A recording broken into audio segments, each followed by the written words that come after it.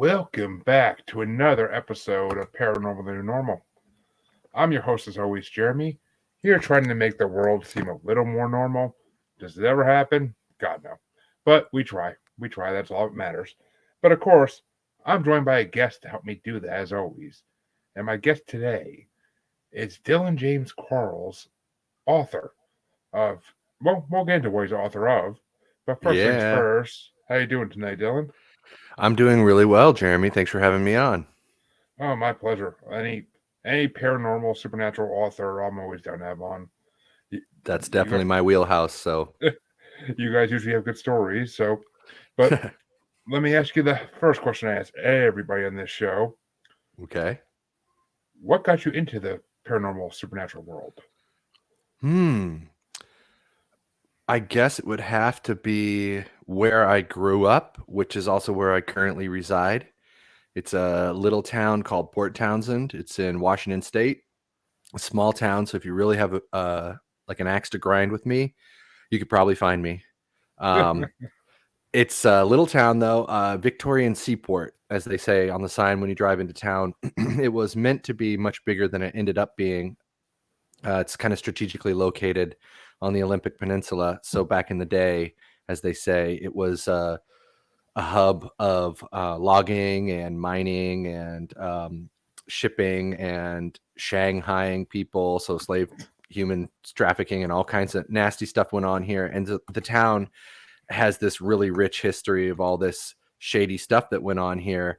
And then what adds to the paranormal side of it is that the railroad never came here and the bay wasn't deep enough to support like expanded sort of like shipping interests. So all that stuff went to Seattle, Tacoma, Olympia, cities that are maybe a little bit more known outside of Washington State. Uh, and that left Port Townsend essentially like frozen, as they say, in amber. So all the old Victorian houses that the ship captains and the robber barons built and used to live in, they're all still here. They didn't get knocked down for new high rises or whatever, or like new apartments or fancy, glass and steel Scandinavian designs or what have you. And the historic downtown, all these brick buildings with like creeping ivy all over them and old cigarette ads on painted up on the sides, that's all still here as well. And so what you end up with is a plethora of ghost stories. You have cryptids because we're in Washington State, so everybody knows about Sasquatch, but they don't know about some of the other more hyper local cryptids or the ones that have like a weird connection to the area, even though they don't seem like they would be from here. And on top of that, we have a thriving sort of UFO environment out here too. Maybe little known fact, maybe not to your listeners, but the phrase or the terminology flying saucer was actually coined in Washington State for a pilot that said he saw something more or less resembling a pie plate. So Washington in general, in this area where I live, is just like paranormal ground zero. You could just take your pick, whatever lane you like, you can get in it and you can cruise it. So that's where And I got into this stuff. okay, interest definitely peaked, and there's a lot of questions I will have later on about all that. But and we'll get into something now because what experiences have you had with the paranormal side of life? Well, I've had a few ghostly encounters. I saw an apparition once, but it actually wasn't here in Port Townsend or even in the United States. It was in Thailand. And it was in a small village. I traveled to this village as part of like a kind of a team building / cultural outreach, not affiliated with any organization that would be nationally known or any kind of religious organization. But we went to this. Me and a group of friends went to this village in Thailand shortly after graduation from high school, and we taught in the local school, and it was pretty much just a cultural exchange.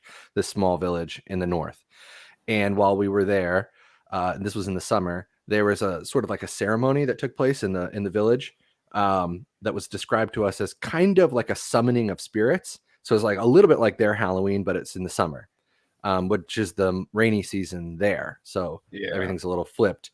And so we're in this like little village, and they do this ceremony. It's kind of hard to describe, but there's masks, and there's this one part of it where there's like a sheet, and it's kind of being held by a lot of people, almost like if you can imagine the parachute game from when you're a kid. Everybody's got a piece of the sheet and they're holding it, and then something is like popping up in the middle of the sheet, and you're like, what's happening? Like these forms are shaping as they're like invoking these spirits, and it's like, you know, you're seeing sort of like, it's the, I guess the idea is like you're seeing these things are starting to pop out into the corporeal plane.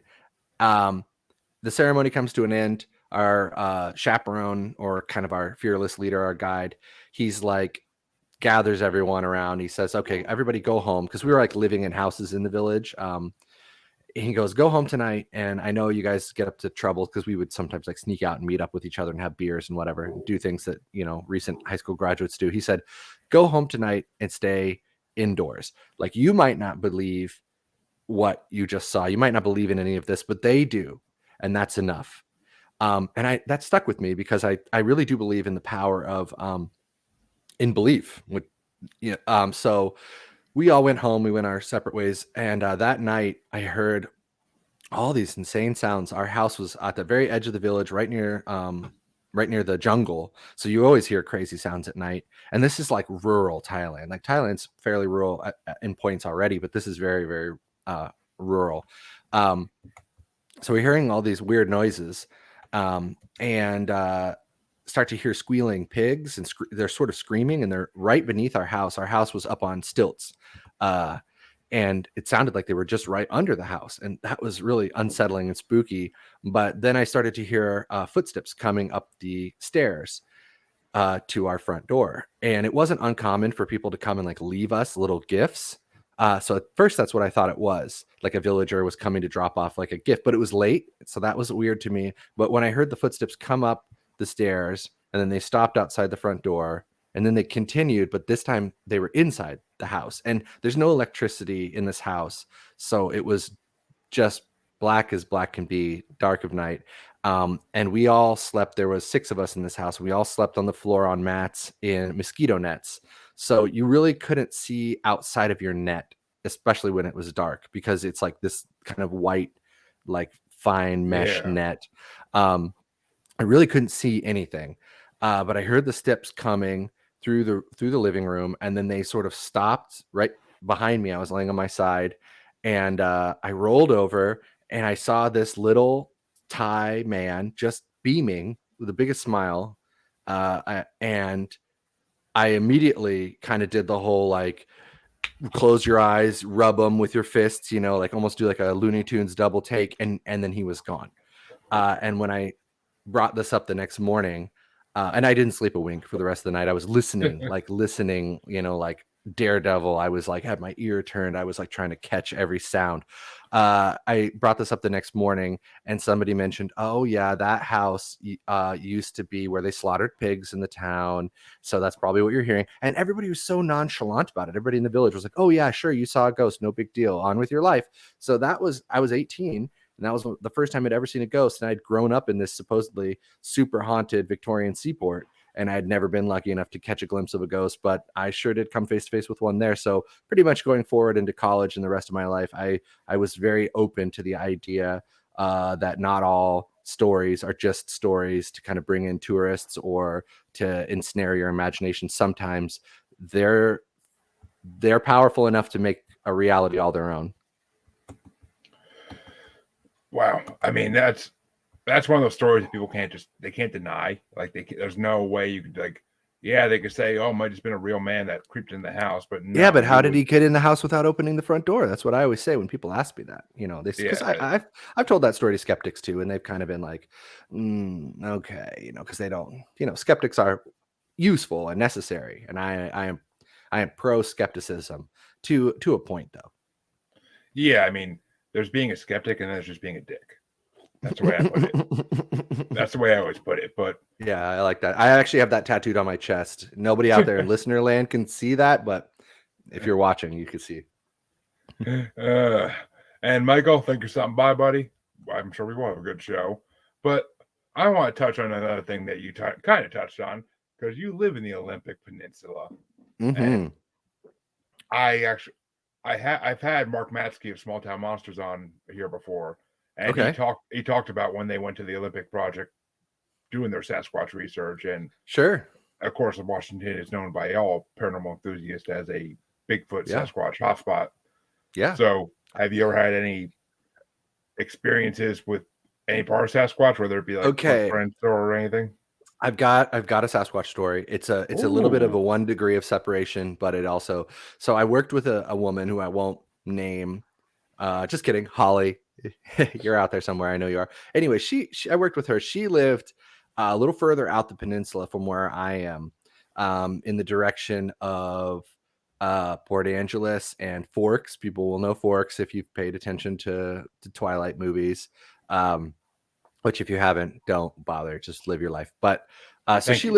she lived out even further than where I am, which where I am is fairly remote. Where she is even more so, and it is way it's like her property was up this hill on a little mountain out there on a road called Chicken Coop Road, which I always love the name of that. But her property butted right up against DNR lands, which are just endless, massive. If you look at my area where I live, there's like little dots of populated spaces. Like the town I live in is like 10,000 people, so they're not that populated.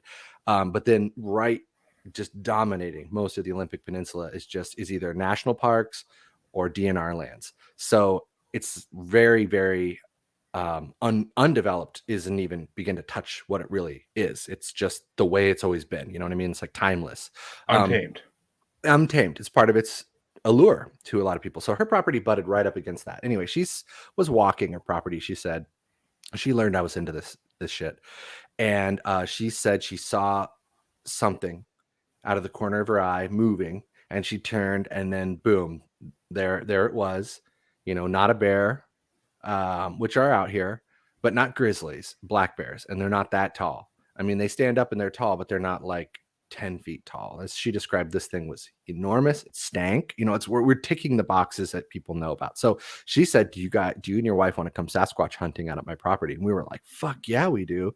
Because my wife is like even more pro Sasquatch than I am. So we went out there, and we all proceeded to do what professional Sasquatch hunters should not do, which is to get roaringly drunk and stumble around in the woods. At one point, I realized, like, if we actually do come across Sasquatch, like, now no one's going to believe me, like, because I have wine lips, you know what I mean? I'm going to be like trying to tell the news what I saw, and I'm going to get like memed over here. So that's like my Sasquatch story. It's like she saw Sasquatch. We went to her property. She showed us the area. There was no footprints, and she didn't think to do that because she's not really that into stuff. For her, this was like a life-changing experience. This was like time to put up cameras around the outside of the house because there's like enormous bipedal men who are covered in hair who live in the woods around me. So it's for her, it was a game changer. For me, it was a really fun night of drinking way too much wine in the woods. So that's my Sasquatch story. Hopefully I'll have another here one of these days. Well, I mean, looking for Sasquatch is always part drinking, in my opinion, because I think that goes with, like, before you can get your Sasquatch hunting badge and gun. It's like, what's your blood alcohol level? Oh no, that's too low. That's too low. Come back after you've had some moonshine. I mean, me personally, I don't like being in the woods unless I'm drinking because I just see it as a waste of time. But that's me personally.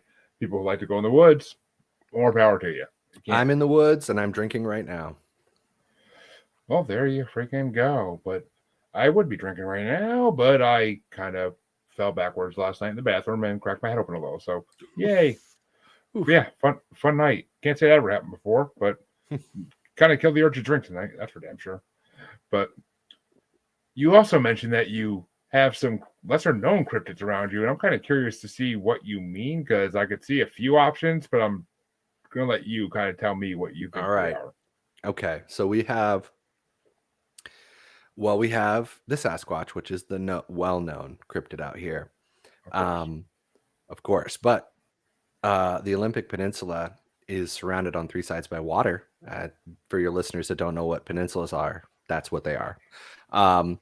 And with the water comes all number of strange creatures that have either not been categorized by science, are mythical, maybe said to not be real at all, and yet their legend endures. So we have a few cryptids out here that fit that bill.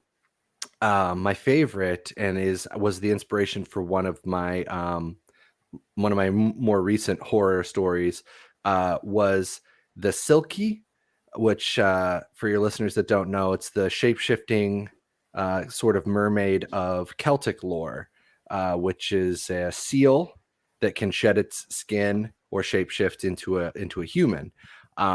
And when they are on land, they have to sort of stash their skin. This is like the rumor, or this is the lore. And and they have to hide their skin, and if you can find it, you can trap them in human form, and you can make them your slave, or you can make them your, you can get a wish, or whatever the myth may be that you've grown up with.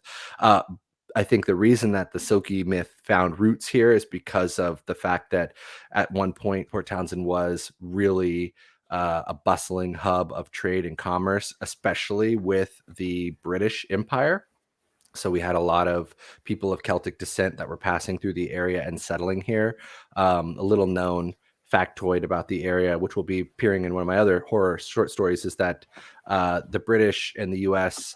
jockeyed for control of the San Juan Islands, which are just like 30 nautical miles north of me right now, for a long time. And they almost came to, it's called the Pig War. They almost came to open an armed conflict over it. But that's just to highlight that a lot of people of Celtic descent were in the area. Like, so they sort of brought their mythical Beliefs. creatures with Yeah. them. Yeah. Well, you could say they brought their beliefs, or you could say, as I posit in my story, that they brought their beliefs and they brought a few people who also happened to be Silkies with them. And these people decided for one reason or another that living among the men wasn't worth it, and it was better to return to the sea. And as a sailor, which I am a little, I dabble. I grew up on a sailboat. My folks still own one. So when you're in a boat family, even if you don't own a boat, you're doing boat stuff all the time. So I'm out fairly often on the water, free diving or on the boat, and you do encounter from time to time abnormally large seals who seem to be insanely uh, intelligent beyond your normal seal, which is already they seem pretty smart already. They kind of have these soulful eyes, but every once in a while you'll encounter one that just is downright eerie, or uncanny, how it seems to be looking at you with such intense human intelligence. So the Silky lore, it does live out here, and I love it so much as a concept and as a story that I had to explore it in one of my horror shorts. And like, I gotta say, it's one of my favorite lesser known cryptids of the area. Another one that I Well, hope to some. Oh, before you you go want on me to to? the Okay. next, before you go on to the next one, it's funny because Selkies, I were one of the first cryptids I ever learned about. Oh yeah. Because I read a book about them in, I think it was sixth grade. I read Mm-hmm. a book, I believe it was an Irish book or an English book, but it basically was about a Selkie that it comes on and sheds its skin, becomes a woman, and Yeah. it makes the stories about a little girl and her brother's falling in love with the Selkie, and she's trying to Mm, prove it, but no one believes her because it's like a kid crying Bigfoot in America. So sure. I mean, it was one of the first cryptids I actually ever heard of. So I do, but to find that in Washington, that's kind of funny. I never would imagine that. Well, I think it's really due to the fact that, like I was mentioning, the fact that this little weird town used to be such a hub of international trade, especially with the British Empire. And the British Empire, again, if your listeners aren't aware, not the nicest people back in the day, and did in fact subjugate the Isle of Ireland for quite a while. So Yeah, a lot of Irish people were involved at various levels with British trading companies, crewing ships, captaining ships, and some of them settled here. Some of them just passed through, but for whatever reason, the stories that they brought with them have endured. And the of fact that course. there are just so many seals, harbor seals, bull seals in this area, I think it just sort of like the transfer was very easy, for in terms of sticking it around and keeping that legend around. Hey Ray, what's going on, brother? Glad you could watch. So Okay, what was the next one you're going to go to? I'll let you continue now. Okay, I was going to jump to a hyper localized one. Now, this one was actually brought to me by a friend and my former publisher when I started writing this anthology of horror short stories set in Port Townsend that sort of chronicles these various supernatural and paranormal stories that I grew up imagining and hearing. So he published the first entry in this anthology. It's called A Secret History of Port Townsend. Before I went out on my struck out on my own, got different publishing. But when I was floating the idea to him, he was like, well, someday you got to do a story on King Crow. And I was like, what is this King Crow you speak of?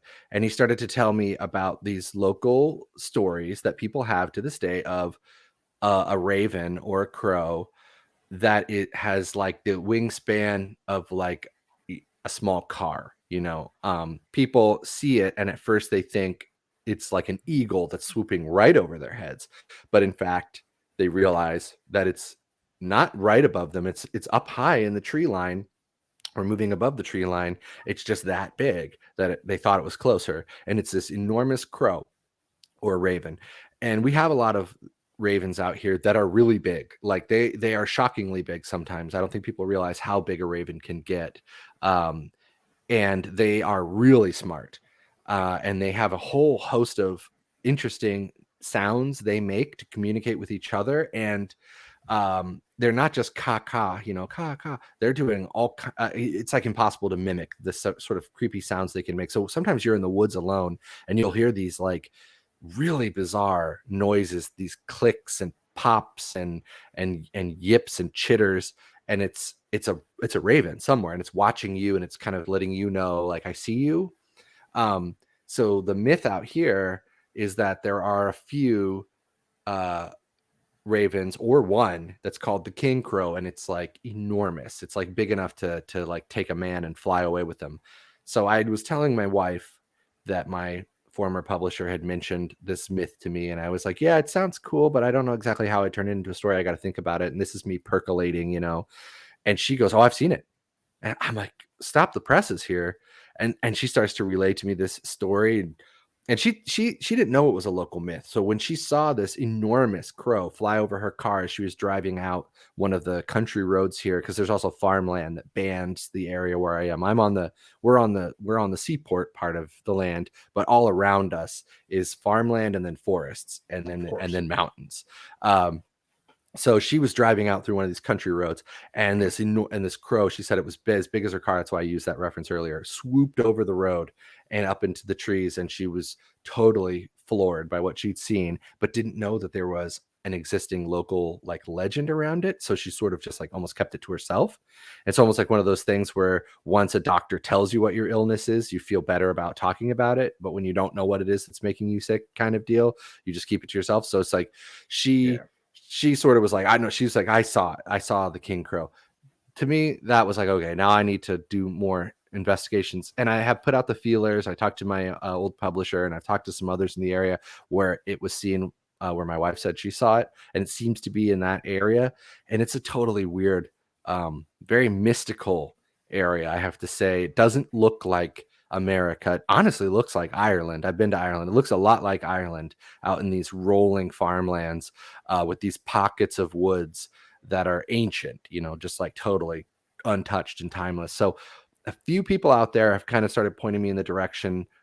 Get this, it's mile marker 66. So that's kind of weird, right? Like we're one off. So somewhere out around there on this road that runs out to the farmland is where a lot of the sightings seem to be like localized. So when I finish with the short story I'm currently working on for Secret History of Port Townsend, I'm thinking probably not the next installation, because I have to return to witchcraft lore, but the one after, I'm going to dive back into cryptid land, and I'm going to find out about what I can about King Crow, and sort of like see if I can bring King Crow to a national stage, because I think it's kind of a neat idea.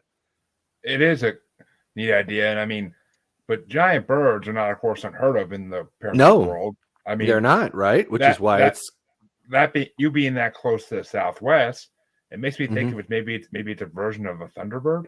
Right. Well, there's a Tlingit, which is a tribe from British Columbia, which is so close to where I am right now, British Columbia, Canada, that when I Yeah. go walking on North Beach, my cell phone will shoot me a text from T-Mobile letting me know I'm now in Canada. So they have the Tlingit have the legend of the Caloose, which is a giant, not eagle, but giant bird. So Yeah. and it's not an eagle, which we have those in spades out here. So it's interesting that even the local native tribes have myths of humongous sort of supernatural birds. So I don't know if King Crow falls into that because I haven't seen it, but Yeah. you could imagine because the Caloose is usually described as being way more colorful, but like a crow's feathers have that oily quality. So you could imagine if the light hit a crow right, it might have like this gasoline sheen that could appear as more colorful than if it was in shadow, like when my wife saw it swooping through the trees over the road. Yeah. I mean, it reminds me of Thunderbirds, which Yeah. Thunderbirds to me, my theory on them has always been that they are, at least in the Southwest, pterodactyls because of the cave systems out west. And I thought you were gonna say a UFO. no, I think I can Like as believe that I can believe that there are big birds that somehow survived extinction from the prehistoric age, or they just have always been there and we just didn't know about it. And with like people might have seen them, but they might not think anything of it when they were settling the West. It might have just been a new creature to them. well, when you And I go out mean, on the, have you ever been out to the Navajo reservation? It's no, huge. It's unbelievably big. Like I used to we I'm used to go a sure. lot as a family, and there is no question in my mind that there are corners of the reservation where human beings have never set foot. You know, I'm sure. I'm sure. And I mean, there's a lot of still unexplored land out there on the West Coast, especially because it's the newest coast, and a lot of it's desert, a lot of it's just places, woods, places people are not going to go to explore unless they have a reason to. So yeah, West Coast, Best Coast. Also, debatable, debatable. But no, the only place out west I've ever been is Vegas, and we didn't really leave the city. So I I wouldn't call other that quite the West. That's getting out there. That's Westy. It's Westish. it was a vacation spot as a teenager, and I wasn't complaining. Yeah, right. Let's see. I'm trying to think. Is there any more cryptids? Oh yeah, night crawlers. I had somebody tell me about night crawlers out here once. They said The they Fre- saw a night. the Fresno Nightcrawlers, yeah. Yeah, so somebody out here. They told me as a kid. Actually, similar area where my wife was driving was where this person claimed to have looked out their car window at night and seen a giant pair of pants walking across a field, as they described it. And that stuck in my mind because I mean, it's like so bizarre. It almost has to be true. They didn't say anything fantastic. Um, Actually, though, I have heard in that same area, it's a really like I said, it's a very mystical area. I have also heard people speak of seeing a giant in that area too, but those reports are unconfirmed. But I'm so fascinated with that idea. I love the idea of giants. And we all know that there's a rich history in the paranormal world of giants and like what they might hint Oh, at and all that jazz. So, and I um, could totally believe that if they were anywhere to hide, it would be out in those woods. Because I mean, like I said, it's like farmland, foothills, and then national park mountains where it's like pretty fucking rugged. But the Nightcrawler stuck in my mind because it was just like so bizarre to hear as a kid. And then years and years later, as I started to get into paranormal stuff, I learned that they are actually a thing. And that just kind of like blew my lid. So apparently we have night crawlers here as well. I've only ever gotten one report of those though. I mean, Nightcrawlers are one of those lesser known. I mean, they're known Mm-hmm. because of people spraying them, Yeah. but I mean, I don't know. I just feel like it's. I honestly don't know what that could be. I mean, if it's a ghostly type thing where it's an apparition and it's just like the bottom half of a Yeah. it's a It's of a so ghost. weird, isn't it? I mean, it's Yeah, like it is. I it's mean, just legs. You're just seeing a giant pair of legs walking around. It's but like, what is then that? again, I've heard stories too in big cities where people have seen like something running beside their car, and it's just like they say it's a ghost, but it's just the legs, and like they just see the legs running. Like I think the one caller on one of my favorite podcasts. They said it looked like a pair of jeans running down the road in legs. That's what this woman described it as. It was a pair of pants, she said. She didn't say it was legs. It wasn't like knobbly knees and hairy calves and big floppy feet. It was a pair of pants walking across a field. And when you see footage of night crawlers, uh, that's what it looks like. It looks like almost like one of the, it looks like almost like a wacky wailing inflatable arm tube man kind of situation. These big tubey pants walking along. So I don't know. I don't want to go off into the woods about night crawlers, although I would like to maybe someday go into the woods looking for a night crawler. But it's around the same area where people have said they've seen a giant. So I don't know how much I want to fuck around and find out, to be honest. Because I think night crawlers sometimes have kind of a negative connotation, like they're oftentimes around where there are like dead bodies or something like that. Possible. And I mean, I can't say I've heard that tie, but it's very possible. A lot of paranormal things are linked to creepy aspects of life, but giants are fascinating. Like there are so many tales and newspaper clippings, even from the 1900s, of giant skeletons found all over the United States. And of course, the Smithsonian or the government comes and grabs them. Yeah, so they tamp down on it. Just like the I'm gonna get it wrong, so I won't even attempt it, but just like the fascinating story about the prospector, I believe, that was traveling down the Colorado River through the Grand Canyon and saw a cave high up on the canyon wall and put in his boat and then scrabbled up this cliff to the cave and went in and found this massive cave network that was full of all these incredible artifacts and Egyptian sarcophagi and treasure and all kinds of sort of gray alien looking mummies, and then he went and told people what he found, and then the Smithsonian came and supposedly gathered all of it up, and that was that. But that story's always stuck out. It's sort of like, isn't it like Mount Shasta, like the Smithsonian, I'm using air quotes again, was sort of supposed to be kind of involved, whereas like the Men in Black in that situation too, right? Like they always show up and then all evidence disappears.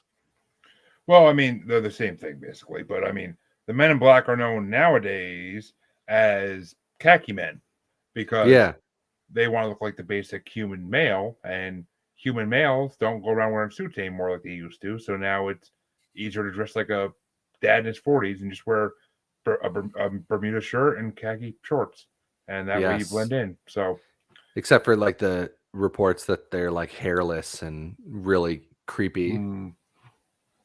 Yeah, I don't know. I mean, that's why I said human, because I don't think Men in Black are all human. I think it's kind of like, I think the comic books and the movies got it kind of right. Like they had a source, I think the comic books did at least, and I think that led to the movies. But because I think there's aliens and humans working in conjunction to try and put a damper on things, which makes sense, you know. X-Files was right. Could have called it. I mean, I subscribe to that conspiracy theory as well. I personally think it's more believable than, I mean, our government, no offense if you're a listener and you work in the government, but our government's not really competent enough to run that sort of full scale sort of operation where they keep a lid on things like that. So I think if they are running it, they got help from somebody who's a lot more intelligent at that kind of keeping a lid on things and keeping things running smoothly. And Joanne, yes, I can imagine what they would say to have the finder shut up and keep their mouth shut. Like I 100% imagine what the government will tell them or threaten them with. And there are plenty of examples where supposed people who they were working with to do extraterrestrial research, all of a sudden that person's gone mentally insane and is in an asylum because something happened. And it's usually because they're getting close to finding answers, and the government shut them up permanently. All it takes is one injection of one of their magical concoctions. So who knows? I mean, but yeah, giants fascinate the hell out of me. I mean, on my other podcast I do with my co-host, we did a whole episode on giants. Like, there's just so many examples from all over the world. I mean, the Kandar giant, I think it is, or it's some city in Iraq. Oh yeah, I've heard about this one. Yeah, and supposedly the Iraqi army killed it. Yeah. but yet all of a sudden the government takes away the body and they disappear. So, Yeah. Yeah. I did hear something about that on the tubes or the talks, the TikToks. I think I saw something about that one. And yeah, I mean, there's certainly remote parts of the world, like, just how a Sasquatch myth can endure because of the area where they're said to exist is so remote and so rugged. There are other places in the world that also meet those requirements where a legend can endure because maybe there's more to it than just uh, hearsay and oh, folklore. there's always more to it, except for a few examples, which I'll name in a second. But have you heard about this there, Dylan? Because this is your area of the woods. Joanne says, "What about that kid from British Columbia, Canada? That's gone." Well, I don't know exactly which one you mean. I need a little bit more to I'm go on. assu- I'm assuming it's related to giants, If or it's related to giants, then I would love to find out more. I know that on the human side of things, the human side of the monster world, uh, we are said to have a higher number of active serial killers in my neck of the woods than most parts of America because it's much easier to hide a oh, body out here. This is just what they say. I know Something what she's on talking top. about.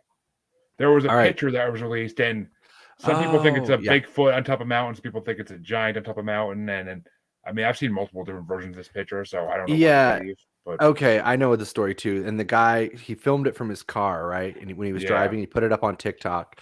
And then he started being harassed by people in black cars that were coming around, and he would film them. And then he sort of went radio silent for a while. And then I think he came back with a video that was like, oh, never mind. It was just a weather station or something like that. And then he disappeared. This is the story, at least.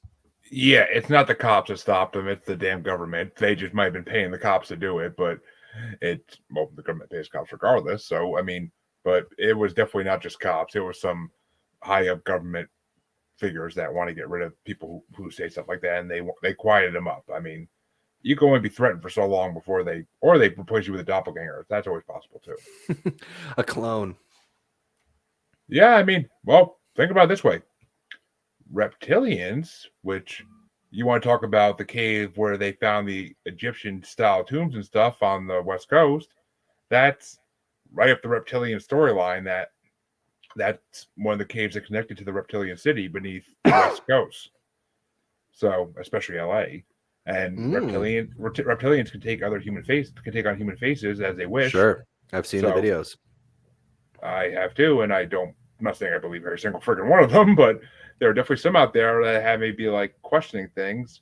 There was some news anchor, I forget which one it was, but they did like a slow mo of him do it on camera, and he like if you slow it down and as he paused the right point, you could see his eyes look reptilian like, Yeah, but up like this it's instead of like like there's a that. little glitch and you can see it looks like his eyes blink the wrong way, like sideways kind of. It's a glitch in the matrix kind of, but it's just I don't know. I do a lot of marketing on TikTok. I make a lot of videos for books. And I am in Washington State, the Olympic Peninsula, Joanne. Joanne asked, where am I at? So Washington State, Olympic Peninsula, which is about as Pacific Northwest as you can get, and still be in the continental United States. Um, anyway, so I do a lot of TikTok.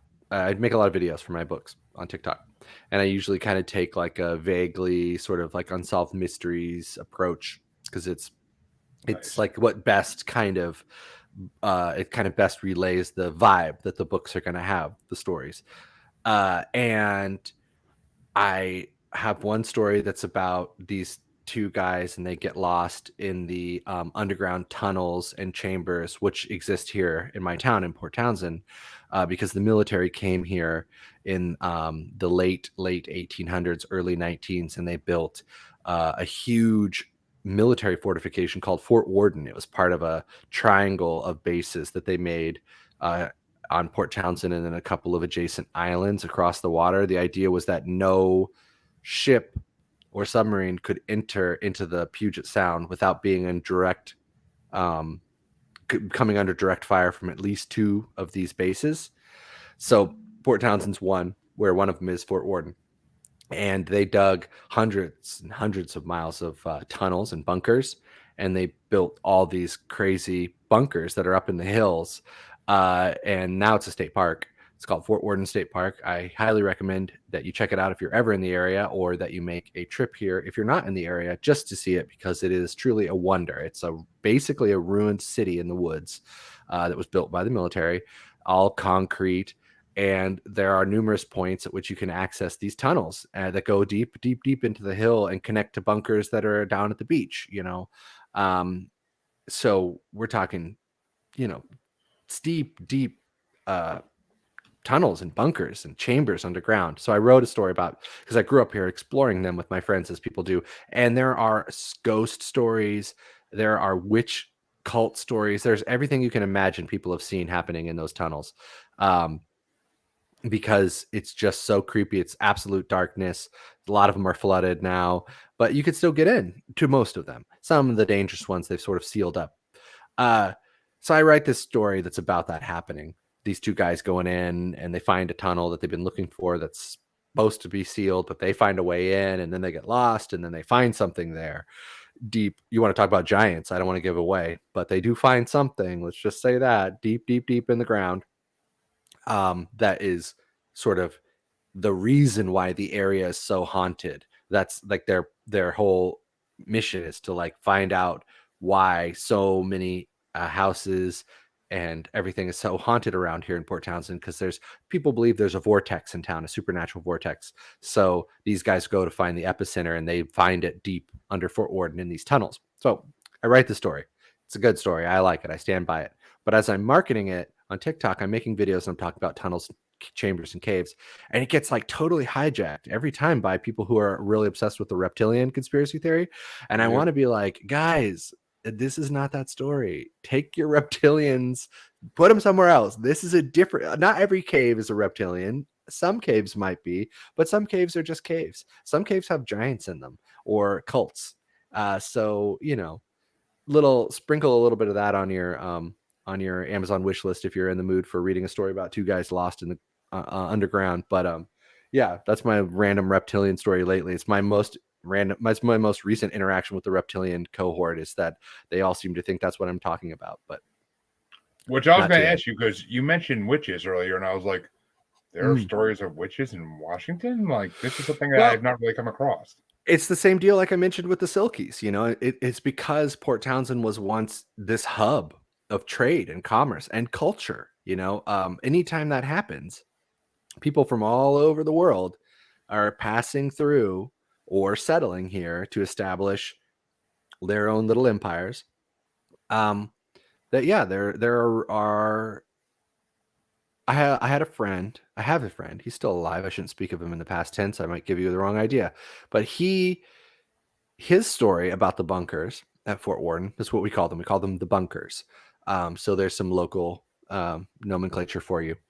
His story about the bunkers was that when he was exploring them in high school with a friend, they heard chanting. So they went to explore and examine where this chanting might be coming from, and they came upon what they could only describe as a group of hooded figures deep in one of these chambers, which were built by the military. So they're not like Gothic. If you can imagine, the architecture is fairly Yeah. brutalist, efficient. But they were there. Maybe it's because they were drawn by some of the energies that are in the area, which there certainly are energies here in this area. Like, I really cannot understate that. Like, this is a very haunted area, and the reason that I start my secret history series with the story of the two guys trying to find the epicenter of the vortex is because I needed to immediately set the record straight that I think there is a reason why this area in particular has such an intense draw on people who are hoping to either tap into that energy or just experience it on some level. So his his story was that he and his friend came upon a group of hooded figures performing some kind of ritual deep, deep in the tunnels under Fort Worden. And of course, they turned tail and they shagged ass out of there because they didn't want to end up on the cutting block. You know what I mean? Uh, and that story, which was relayed to me in high school, stuck with me for, obviously, here I am many, many years later. I'm not in high school anymore. I don't know if you can see me, but I just had to pay homage to it and to kind of kick the hornet's nest a little bit, because I've always sort of believed, and like this, I don't want to get in trouble. Like my town is so small, so if you are one of these poor Townsend witches, these power broking witches, like don't come at me. I rent. I don't have anything. You can't take anything from me. But like there is, I've always sort of believed that there is like a group of power brokers, that are sort of running the show a little bit, in terms of getting shit done, staying always in power, staying always in control, even though the times change and social movements come and go. They are always on the hill. They always live on the hill. They always live on the tall hill in the old houses. They always have money. It's like, so combining that sort of feeling I've always had living here, is I don't live on the hill. With my friend's story, I had to do a story about witches, or like an occult group that is, summoning or drawing power from these ancient forces that are here in the area.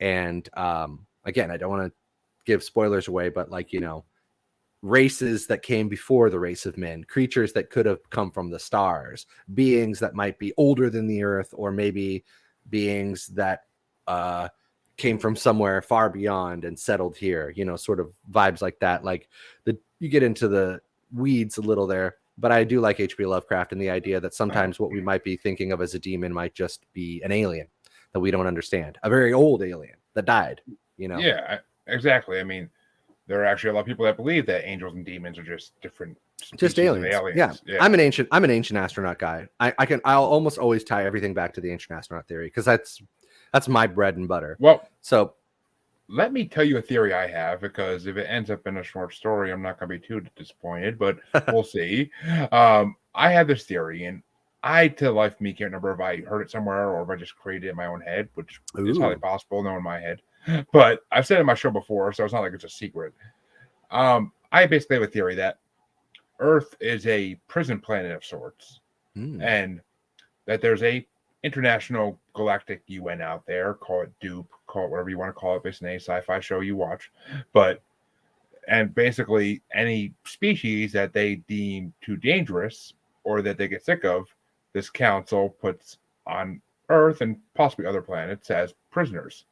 And that would explain many cryptids we have, such as Bigfoot, dogmen, and sea lake monsters. Like it could explain a lot of different cryptids that are in mass, not just one or two sightings here and there. Sure.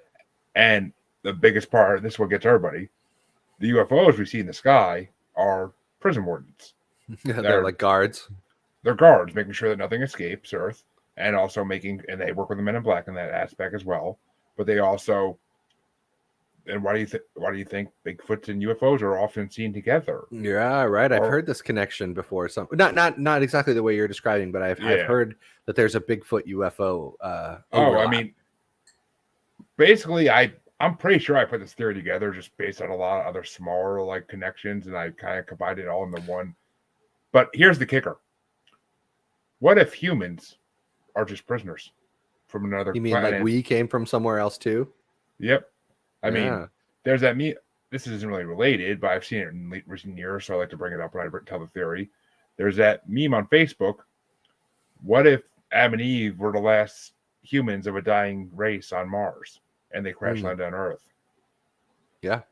Like that, just the idea behind that. Like, I don't believe they actually came from Mars. I don't think we came from Mars, and by any means, but it's possible. It's possible, but somewhere out there we might have came from. There was no.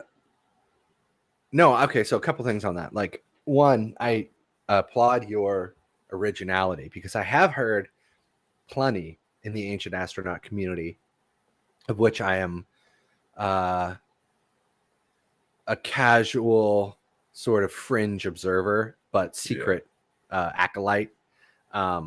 It makes its way into like almost all of my work, like including the short story I'm working on right now, which is part 4 of the Secret History series.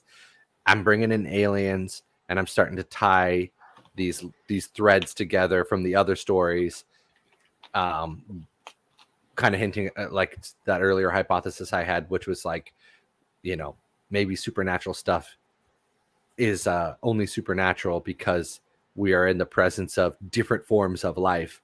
And if a human being can turn into a ghost when it dies, what happens when an alien dies, right? What kind of ghost does that become, right? Like, so anyway, so I applaud your originality, because I have heard in the ancient astronaut community, sort of the inverse of that Earth is this special, I hear it all the time, this super special planet that's like so beautiful and unique among planets that have intelligent life. And that's why the aliens are always coming here, because they're like, this is like one of a kind.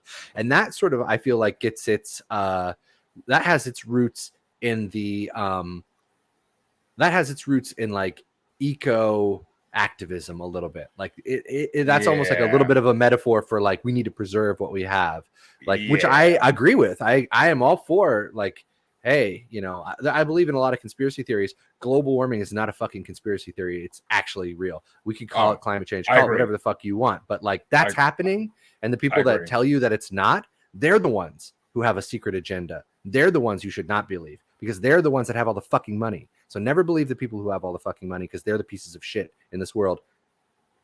Signed and dated.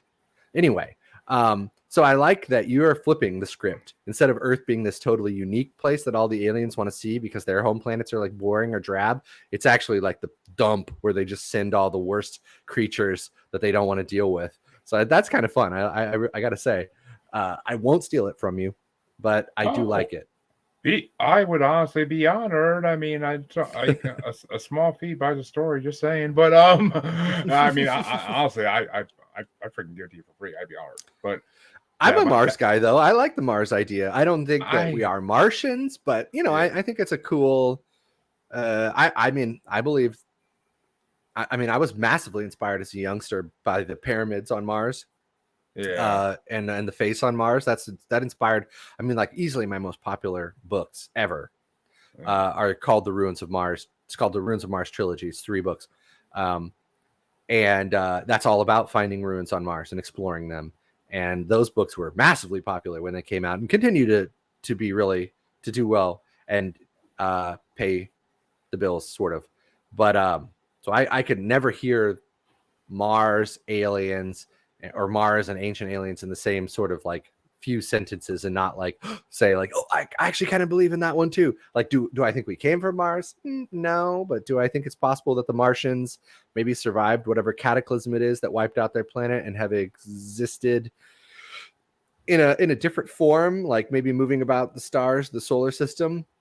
Yeah, totally. Because look at what fucking Elon Musk and all these pieces of shit are doing here with Earth. They're trying to figure out how to move the human race into space when the planet dies, for the long-term, you know, preservation of the species. So do I think aliens might have tried that sometime too? Yeah, why not?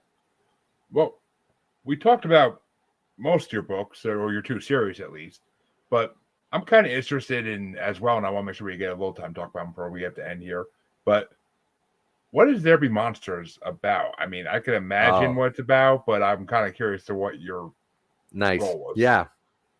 Okay, so like all my books have a conspiracy theory kernel in them, a seed from which everything more or less grows, because this is who I am and I'm not ashamed of it anymore.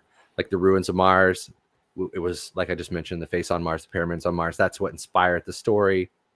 And that's what drove a lot of like that book has a really heavy and overt ancient astronaut theory bent to it. And that's, I think, why it's popular. There Be Monsters is my most recent novel, Best Indie Book Award winner. So that's validation. The conspiracy theory that inspired that book was the Philadelphia Project, which I have loved hearing about since it first came across my news desk, in so much as I have one. And I was just fascinated by the idea of this battleship, because it has all these elements that help to really build a strong conspiracy theory. You know, it has multiple people involved, multiple witnesses, if you will. It has the military industrial complex. It has Nikola Tesla. It has time travel. It has teleportation. It has all these things. So that was the kernel that inspired There Be Monsters, which is the story of a group of 1520s treasure hunters, more or less. This ragtag team of interesting characters who set off to find an island that they have heard about that's in the New World. And I won't go into the minutia, but there's interesting things that help move them towards this island that they have its location. And the island supposedly has the ruins of a lost city on it.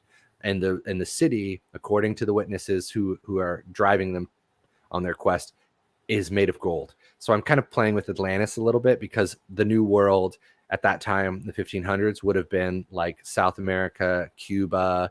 We're getting into the Bermuda Triangle area a little bit, right? So they set off to find this maybe mythical island. There's a parallel timeline that's taking place in the book, though, that's in 1985. And I have a government black book, off the record government experimentation taking place on this vessel. And they're messing around with like alien relics that they've recovered through shady means. And by screwing around with these alien relics, they inadvertently sort of tear a hole in space-time, and they send the ship back in time, and also end up unleashing these man-eating monsters that they have been I'm giving away way too many spoilers, but whatever. They have been because this ship that the government's been operating in international waters, doing all these horrible experiments, among other things, besides just tinkering with alien relics that they don't know how powerful they are. They were also messing around with genetic manipulation and growing, creatures for various reasons. So these creatures are set loose, and all hell breaks loose, and it all kind of comes to a head. It all clashes together when my protagonist from 1985 realizes that she's been transported back in time. Everybody on her ship has been massacred by these monsters, and now she has to team up with these treasure hunters and try to survive, using only like old world technology and fighting back against these monsters. And also I throw in some conquistadors, and I throw in some stuff from the mystery schools because I can't help myself. And we have prophecies, and we have Atlantis, and we do it all. It's all there. I mean, somebody described the book as a batshit crazy tale. And I don't, it was a reviewer, and I don't disagree. It is batshit crazy. I throw everything at the wall, and somehow it sticks, hence the best indie book award. So if you're into like treasure hunting, time travel, monsters, aliens, female leads, male main characters, mystery schools, prophecies, islands, ruins, it's all there for you. Oh, conquistadors. Who doesn't know some conquistadors? But sounds amazing. But and then you had one last book that when I first saw it, I thought it was like a James Bond type book, but then I kind of read into it and I realized I was wrong. Yeah. And that's The Man from Rome. I kind of was like, at first I'm like, is this like a James Bond spy book? And then I started reading it. It's a little like that, yeah. It's written like that. So this was that was like my vibe that I was going for. I wanted to write like a not quite Ian Fleming level James Bond or Le Carré like a spy novel, but I wanted to write a spy novel more or less, except for in Rome, because I love Rome and I've been to Rome many times.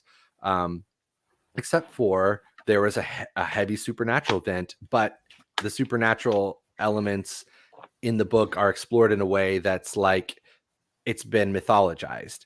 Like the man from Rome, the titular character, is an unnamed immortal who's been living in Rome for presumably a very, very long time. And he purposely does not give himself a name because he does not want to be worshipped like some of these other beings, which are similar to him, that have come to Earth over the ages that do want to be worshipped and do give themselves names like Artemis and Zeus and Apollo and Athena and on and on. He is like them, and they are not gods. They're just something else from somewhere else.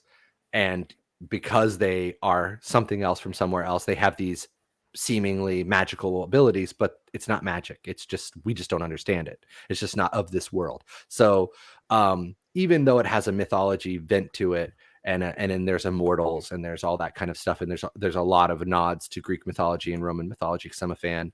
At the end of the day, the man from Rome very clearly tells this guy who works for him, the main character, like, listen, I'm not a god. Okay. Like I just come from somewhere you can't comprehend, but it is a place and it does exist. And now I'm here. And so this is why I am the way I am. And you just need to learn to move on with it. So it's written like a spy novel, but you have immortals and you have like all this like crazy shit going on and it's super violent. So that's I need to put that on the out there front and center because I have had people complain about how violent it is. Like I sell it as urban fantasy, which is apparently kind of sort of maybe more of a tame genre. I don't know. Um, it's a weird one. So I've had people be like, I thought this was going to be like a romance novel between like a lady and an ancient immortal, sexy immortal. And it ended up being like people ripping each other's spines out and shooting the shit out of like all these Roman police. So I don't know what the hell is going on in this book, but I think it's a good time. And it sure makes for one hell of an audiobook if that's the way you like to enjoy a story. Do people not think Mortal Kombat is sexy? What the hell? I know. What's wrong with these people is all I got to say. Like, I think it's cool as hell. And Rob, what's going on, buddy? Oh, you call me sweetie. You're so sweet.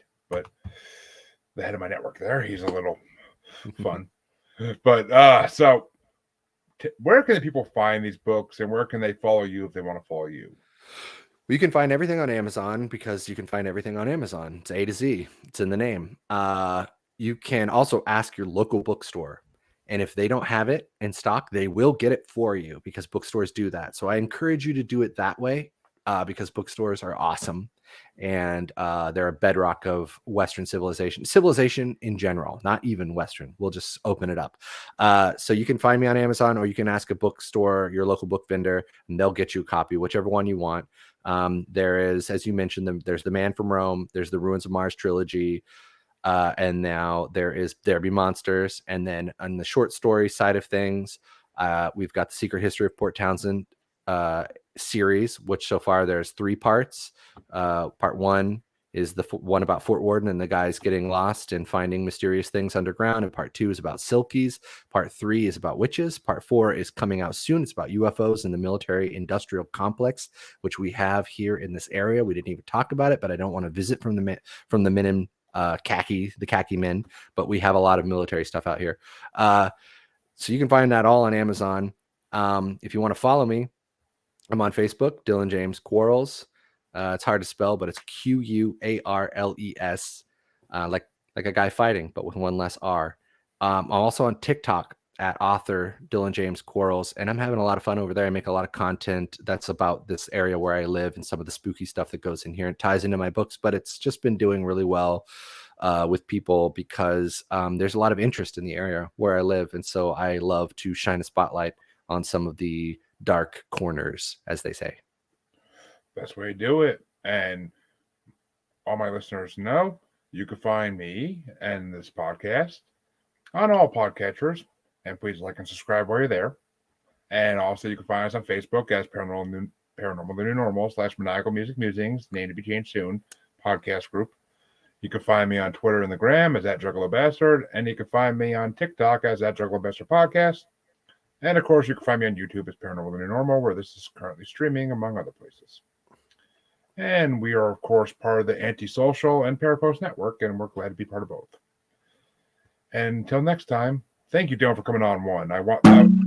That was definitely awesome, and maybe we'll have you on in the future at some point when you have a couple more things out and we can talk about them. And yeah, just call me.